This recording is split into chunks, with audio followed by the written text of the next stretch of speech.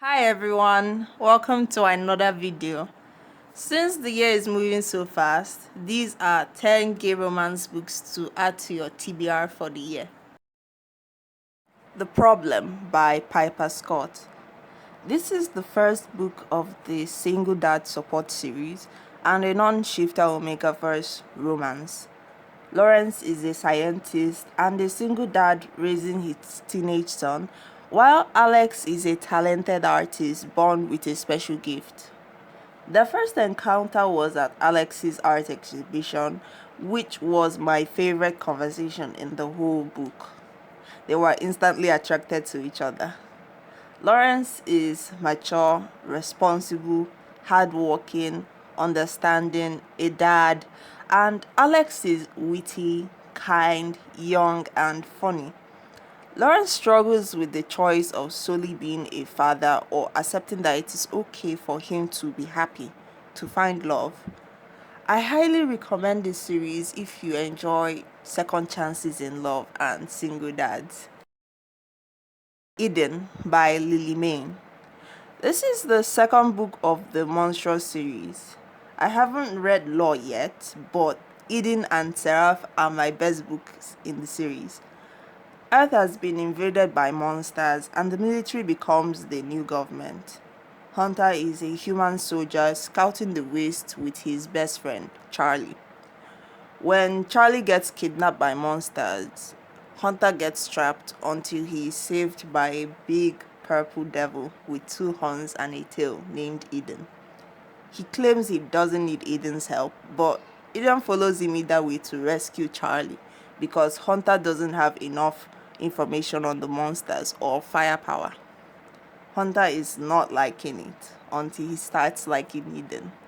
If you love monster romance or want to give it a try, read the series. For the Fans by Nyla K. If you love reading enemies to lovers, this book is for you. This was also my favorite read in 2023. Avi and Kiran are stepbrothers attending the same college. Avi is an art student and Kiran plays American football. After a school year, their parents break the bad news of their financial crisis, and these stepbrothers decide the easiest and fun way to make money is to profit off their love-hate chemistry. How? By starting an OnlyFans. Very lucrative, very pleasurable business. At first, the book seems like the cliche jock bully and emo loner, but it's not. I'm not going to fangirl here, so just read it. The House in the Cerulean Sea by T.J. Klune. This book is more suitable in the young adult category, but it was such a fun read, I had to recommend it.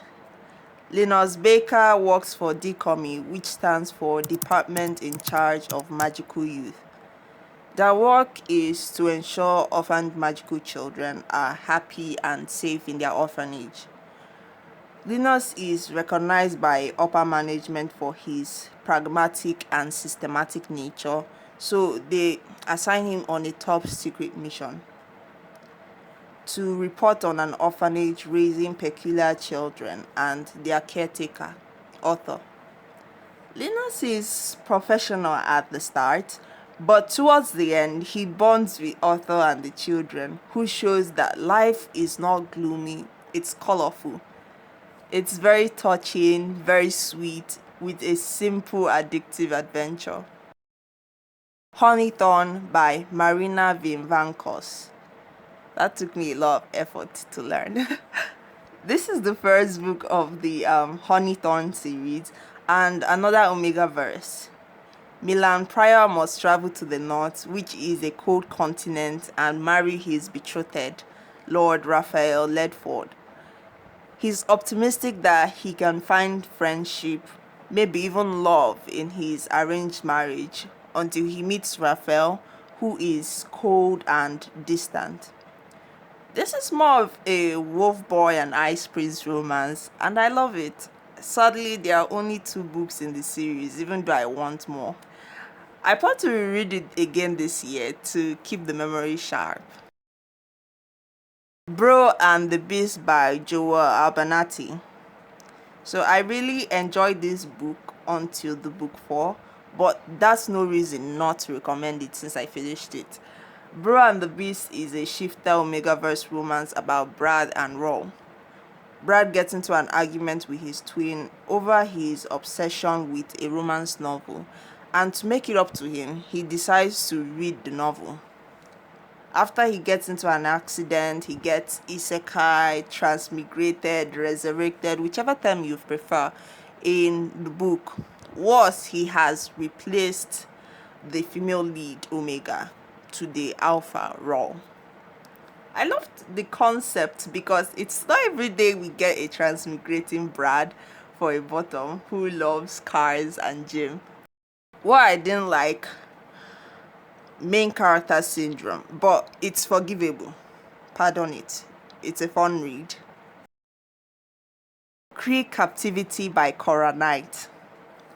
Alec and his team are sent to an unknown planet to do a rescue mission for a group of scientists who have been missing for a year. Entering the planet, they are attacked by flying alien species which destroyed their ride home. They get rescued by one of the species inhabiting the planet, Cry. Is it Cree? I don't know. But basically, there are several species on that planet. But they were wrong. They weren't being rescued. This book is purely erotica, with aliens, orgies, 10-foot 10-foot dicks, and horny fruits. It was a wild read, and I have questions for the author. What was your inspiration? Ugly by Ro Harvard.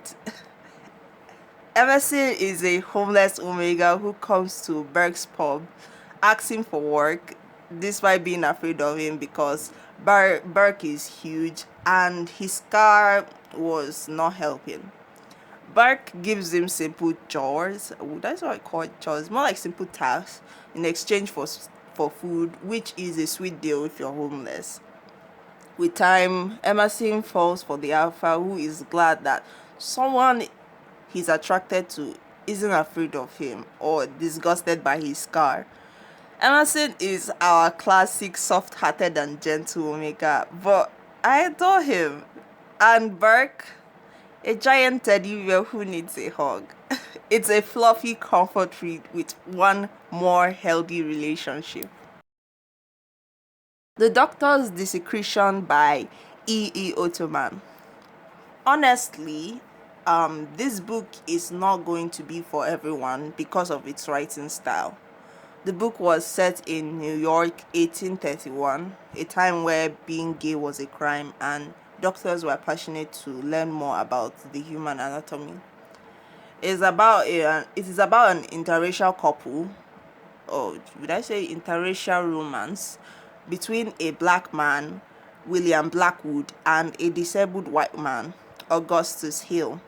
The hospital Augustus works admits their first case of an intersex, so these lovers must risk their lives to and work together to save Moss and ship him away to a country without getting caught, or it's jail for them. Finally, we have the Folk series by Lily May. Need I say more? Just keep these two names in your head, Ash and Lunan. If you love fairies, adventure, betrayal, fantasy, read the Folk series. And if you've never liked fays, read the Folk series. It is another amazing work by Lily May. Would I say it's better than the Monstrous series? Can't say. Which series is better, Folk or Monstrous? A huge thank you to my subscribers and viewers who got this far. One last thing before I end this video. Like, subscribe, and comment.